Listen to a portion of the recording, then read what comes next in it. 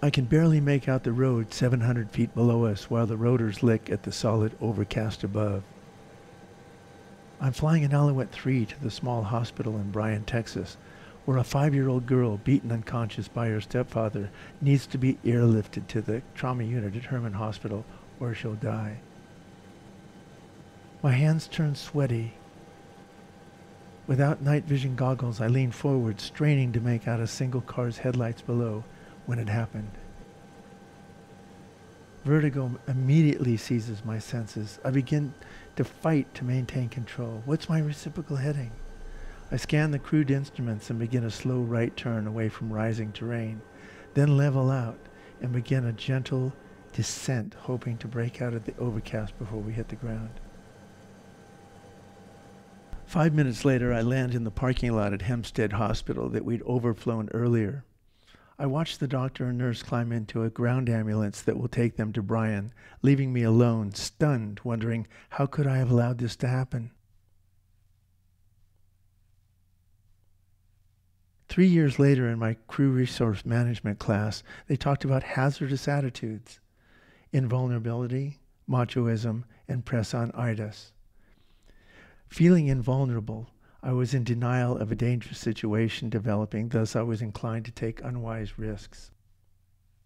Because the HEMS concept was new, I was overeager to show everyone in the program, including myself, that I had the right stuff to be one of the team and prove the HEMS concept in America. I also exhibited a sense of machoism, a can-do attitude, risk-taking to prove myself and to impress others. I certainly suffered from press-on-itis, that overriding need to reach the hospital at any cost, and in doing so, blocked situational awareness and prudent decision-making, a powerful force that has killed many HEMS crews over the years. 35 years have passed since I nearly killed us that night. I've been a crew resource management instructor and facilitator for 30 of those years. I tell that story in my teaching all the time about nearly dying and flying to Bryan, Texas. I tell about how I should have said no, why I didn't, and how it's not only a right, but their responsibility. Had I been trained to recognize those attitudes, I would have avoided putting myself and my passengers in grave danger. I would have broken a link in the error chain by turning around earlier. 377 people have lost their lives on a HEMS helicopter since that night. It took me 6 hours to cut out each name and place them into their individual envelopes.